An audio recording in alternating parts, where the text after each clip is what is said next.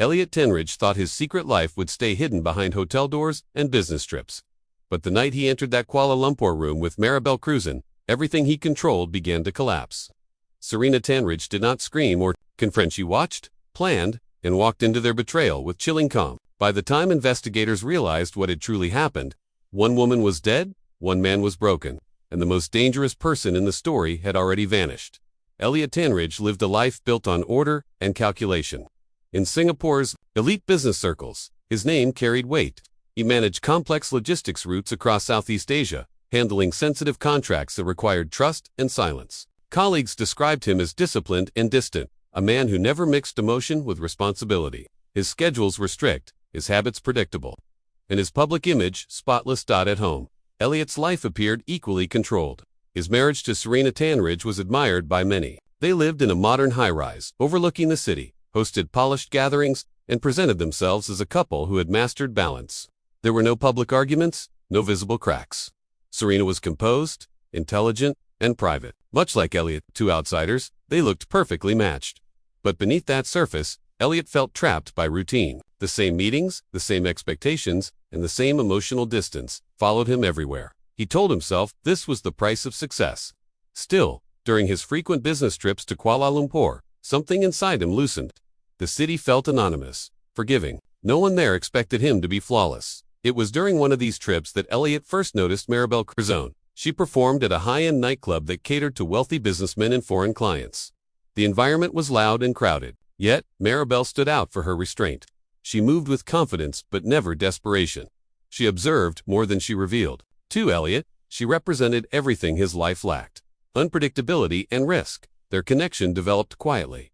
Elliot avoided obvious patterns, changing hotels and schedules, believing caution was enough. Over time, however, convenience replaced caution. He began staying at the same luxury hotel near the city center, a place known for privacy and discretion. Staff rarely questioned guests, especially those who paid well and caused no disturbances. Elliot convinced himself that he was in control. He used alternate email accounts, separate credit cards, and modified versions of his name when checking in. Each step reassured him that his secret was secure. What he failed to realize was that control creates habits, and habits leave traces. Back in Singapore, Serena noticed changes that were too precise to be accidental. Elliot returned from trips, emotionally withdrawn, his attention scattered.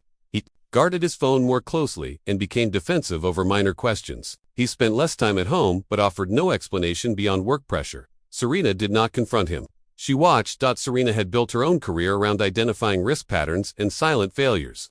She understood that betrayal rarely announces itself loudly. Instead, it leaks through small inconsistencies: a misplaced receipt, a delayed transfer, a hotel charge that didn't align with a meeting schedule. Each detail alone meant nothing. Together, they formed a picture. Elliot, unaware of her scrutiny, grew bolder. His visits to Kuala Lumpur became more frequent. The hotel room became familiar, almost comfortable. He began believing that his double life could exist indefinitely, neatly separated by borders and silence. What Elliot didn't understand was that secrecy does not erase consequence. It only delays it.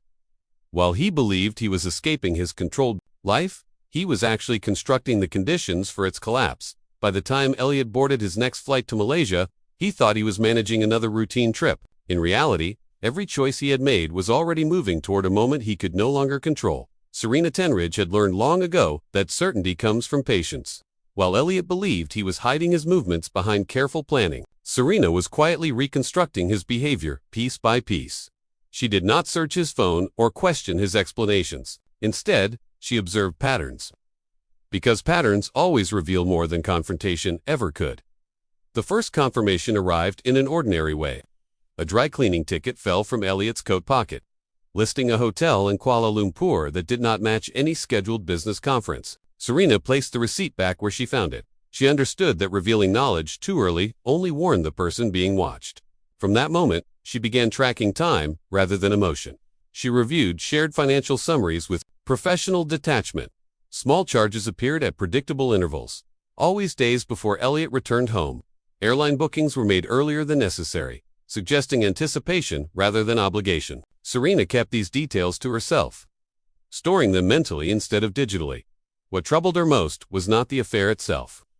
But the effort Elliot invested in hiding it. The precision felt insulting. He had not acted recklessly. He had planned. That realization shifted something in Serena. Hurt gave way to clarity. She followed Elliot on his next trip without alerting him. Using her own passport and real name, she booked a flight to Kuala Lumpur scheduled to land 12 hours. Before his arrival, she selected the same hotel he had used repeatedly, choosing a room on a different floor. When she checked in, the staff reacted with polite recognition upon seeing her surname. No explanations were necessary. From her room, Serena studied the hotel's rhythms. She noted shift changes, camera angles, and the quiet periods when hallways emptied. She moved through public spaces calmly, blending into the background of business travelers and tourists. Nothing about her behavior suggested urgency or emotion. The moment she saw Elliot enter the lobby, Serena felt no shock. Confirmation brought relief. He was not late. He was not mistaken. He was exactly where she expected him to be. The woman with him was younger, observant, and cautious. Serena watched them enter the elevator together, their familiarity obvious but restrained. That night, Serena did not sleep. She sat in the dim light of her room, reviewing every detail she had collected. Over weeks of silence, she understood that confrontation would change nothing. Words would only expose weakness. She wanted certainty, not explanation. Near midnight, Serena stepped into the hallway. The hotel was quiet, the kind of quiet designed to protect secrets. She walked without hesitation, stopping outside the door she had already memorized. There was no anger in her posture, no visible emotion. What guided her was resolve. Inside that room, decisions would be made that could not be undone. Serena understood the weight of that moment fully. She also understood that control was something taken, not requested. When Serena returned to her room later that night, her movements were measured and deliberate. Before dawn, she checked out using cash and avoided the main lobby. By the time housekeeping began their morning rounds, Serena Tanridge was already gone. What remained behind was not just betrayal, but the quiet aftermath of a choice made long before anyone realized it was coming. The discovery was made just after sunrise, when a housekeeping supervisor noticed that one of the rooms had missed its scheduled checkout confirmation. The door sign still requested privacy, something unusual at that hour. After several unanswered knocks, hotel protocol required entry. What waited inside was a scene that immediately froze routine into alarm. Maribel Cruzan lay motionless near the edge of the bed. The room showed signs of a struggle that had been abruptly contained rather than chaotic. Furniture remained mostly upright, but subtle displacements, suggestive force applied with intention. There was blood on the sheets, on the carpet, and on Elliot Tanridge's clothing. Elliot himself was seated against the wall, conscious but unresponsive. His wrists marked with deep red impressions as if restrained for an extended period. Medical staff arrived before police and confirmed Maribel's death at the scene. The cause was not immediately clear. There were no obvious weapons present, no shattered glass, no sharp objects that could easily explain the injuries. The room smelled faintly of cleaning chemicals, as if someone had tried and failed to erase what had happened. Elliot was taken to the hospital under police supervision. He appeared disoriented, his speech fragmented, his recollection inconsistent. Doctors documented bruising on his arms and shoulders that suggested he had been immobilized, rather than attacked impulsively. Toxicology tests later showed traces of a sedative in his system. He administered hours earlier. Investigators sealed the hotel room and began reconstructing the timeline. Entry logs showed no forced access. Keycard records revealed that the door had been opened multiple times during the night, but only by cards registered to Elliot's room. One additional entry occurred shortly before midnight, registered under a second guest account that had already checked out by morning. Security footage showed Serena Tanridge entering the elevator that night. She appeared calm, her movements controlled. Cameras did not capture her leaving the floor. A service elevator camera was temporarily offline during a critical window, officially attributed to a system reset. The timing raised quiet concern among investigators. Inside the room, forensic teams noted something unusual. Certain surfaces had been wiped clean, while others were left untouched. It suggested selective erasure rather than panic. Fingerprints were not found, but neither were many of Elliot's in areas where they should have been present. Someone had known exactly what to remove. Elliot was questioned, once stabilized. He claimed that an argument escalated beyond control, then stopped responding entirely. Medical evaluations contradicted his account. His injuries aligned with prolonged restraint, not mutual violence. He appeared more like a witness who had been managed than an aggressor who had acted freely. As news of the incident spread, pressure mounted quickly. A Singapore executive, a Malaysian dancer, a luxury hotel, and a missing wife created a narrative too explosive to ignore. Media outlets speculated wildly, framing Elliot as a violent man caught in betrayal. Authorities, however, grew less certain the deeper they looked. The most unsettling detail was Serena's absence. Immigration records showed her legal entry into Malaysia, but no record of her departure. Financial tracking revealed no transactions after her hotel checkout. Her phone had been turned off permanently that same night. By the time Elliot was formally placed under arrest for questioning, investigators already suspected that the person most responsible for what happened had designed the scene to speak without ever saying a word. The room itself felt staged, not to deceive immediately, but to survive examination. Maribel Crisen's death marked the visible tragedy. What remained hidden was the precision behind it, and the woman who had stepped into a hotel room knowing exactly how it would end, then disappeared as if she had never been there at all. The investigation shifted from a local homicide to an international case within days. Inspector Callum Reeve was assigned when Malaysian authorities requested assistance from Singapore due to Elliot Tunridge's background and Serena's disappearance. Reeve was known for his methodical approach, preferring timelines over theories and patterns over pressure. From the moment he reviewed the file, he sensed the case had been engineered rather than erupted. Reeve began by stripping the story down. 2 movements.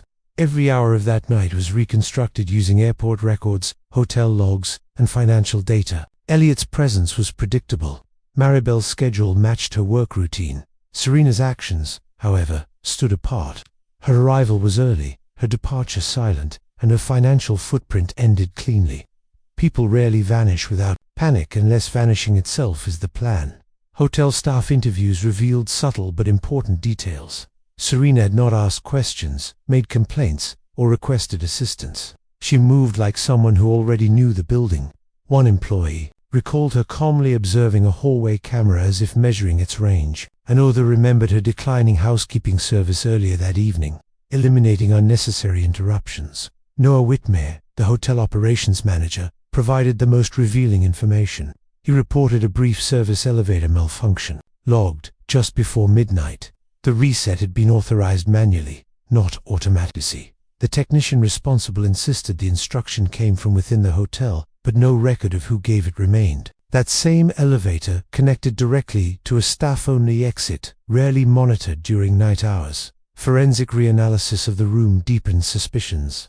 The sedative found in Elliot's system had been dissolved in alcohol, introduced slowly to avoid detection. The dosage suggested calculation, not experimentation. It rendered Elliot compliant but conscious, able to witness events without resisting. This detail shifted investigators away from spontaneous violence entirely.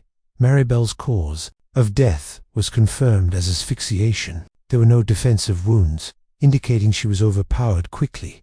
The absence of a weapon reinforced the idea that control, not force, had been the primary method. Whoever acted knew how to leave minimal trace. Pressure from media and political channels intensified. Elliot was portrayed as the obvious suspect, yet the evidence refused to settle neatly around him. Reeve resisted calls for a swift conclusion. He believed cases like this collapsed when rushed. Instead, he focused on background. Records showed Serena had previously worked in corporate risk assessment and crisis mitigation. Her professional history involved anticipating failure points and designing silent exits. She had traveled extensively for work and had closed accounts in multiple countries months before the incident. These were not the actions of someone acting on sudden emotion. Immigration checks across neighboring countries yielded nothing. Serena had not used her passport again. No digital activity appeared under her name. It was as if she had stepped out of her identity deliberately. Elliot was released on bail due to insufficient evidence, but remained under constant observation. He became withdrawn, aware that his survival had not been accidental. Reeve believed Elliot had been left alive intentionally, not out of mercy, but as a living consequence. By the end of the 4th month, the investigation reached a quiet stalemate. No new leads emerged. Every answer pointed to someone who no longer existed on record. Inspector Reeve submitted his report, knowing the truth was clear but unreachable. The crime had not ended in the hotel room. It had ended the moment Serena Tunridge decided that disappearance was the most complete form of control. The investigation shifted from a local homicide to an international case within days. Inspector Callum Reeve was assigned when Malaysian authorities requested assistance from Singapore due to Elliot Tanridge's background in Serena's disappearance. Reeve was known for his methodical approach, preferring timelines over theories and patterns over pressure. From the moment he reviewed the file, he sensed the case had been engineered rather than erupted. Reeve began by breaking the night into precise movements. Flight records, hotel key logs, and payment trails were layered, minute by minute. Elliot's presence followed predictable business travel behavior. Maribel's schedule aligned with her usual routine. Serena's movements, however, showed deliberate disruption. She arrived earlier than necessary, avoided digital payments, and left without creating a departure record. These were not the actions of someone reacting emotionally. They reflected preparation. Hotel staff interviews revealed small details that grew heavier with repetition. Serena never appeared rushed or distressed. She asked no questions, made no requests, and showed no hesitation navigating the property. One staff member recalled her standing briefly near a corridor camera, her gaze fixed as if mapping its range. Another remembered her declining housekeeping service that evening, removing any chance of interruption. Noah Whitmere, the hotel's operations manager, brought forward a technical anomaly.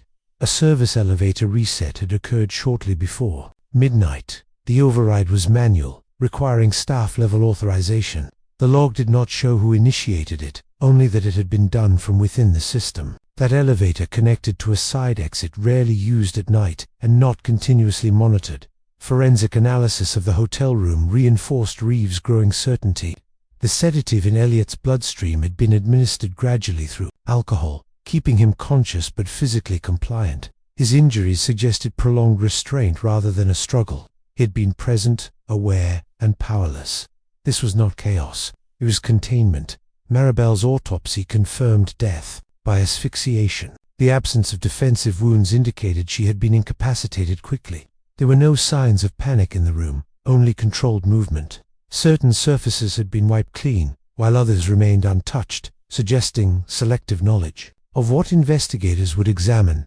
Public pressure mounted as media coverage intensified. Elliot was framed as a wealthy man exposed by his own betrayal, yet the evidence refused to align with that narrative. Reeve resisted demands for swift charges. He believed the case had been designed to mislead those looking only for obvious guilt. The tension turned fully to Serena's background. Her professional history revealed years in corporate risk analysis and crisis management. She specialized in identifying vulnerabilities and planning exits before failure occurred. Financial records showed she had quietly closed or transferred accounts months earlier. Her digital footprint ended cleanly the night of the incident. Immigration databases across the region showed no trace of her departure. No passport scans, no border entries, no transactions. Serena Tanridge had not fled. She had erased Elliot, was released due to lack of conclusive evidence, but remained under surveillance. He appeared diminished, aware that his survival had not been accidental. Reeve believed Elliot had been left alive as part of the design, a living reminder rather than a target. Months later, the case reached an official standstill. There were no new leads, no mistakes to exploit. Inspector Reeve filed his final report, knowing the truth was evident but unreachable. The crime had not ended with Maribel's death. It had concluded when Serena Tanridge chose disappearance as her final and most complete act of control.